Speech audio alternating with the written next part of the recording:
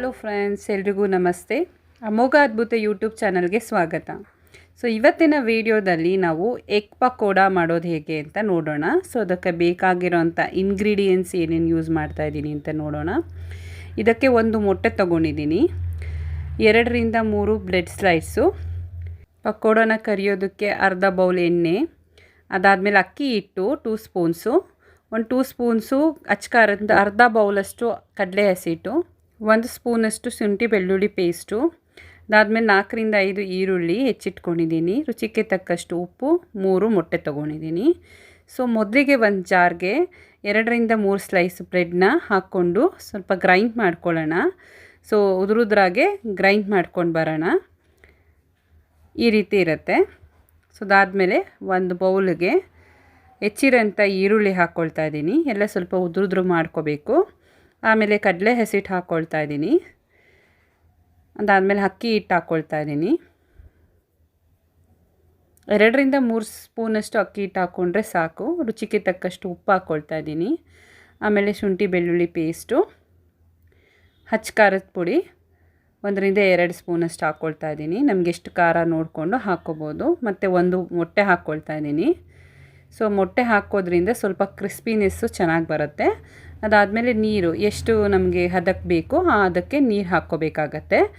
So ಸ್ವಲ್ಪ ತುಂಬ ಗಟ್ಟಿನೂ ಬೇಡ, ತುಂಬ ತೆಳುಗೂ ಬೇಡ. ಸೊ ತುಂಬ ಗಟ್ಟಿ ಆದ್ರೂ ಕೂಡ ಚೆನ್ನಾಗಿರಲ್ಲ, ಹಂಗಾಗಿ ಸ್ವಲ್ಪ ತೆಳುಗೆ ಮಾಡ್ಕೊತಾ ಇದ್ದೀನಿ.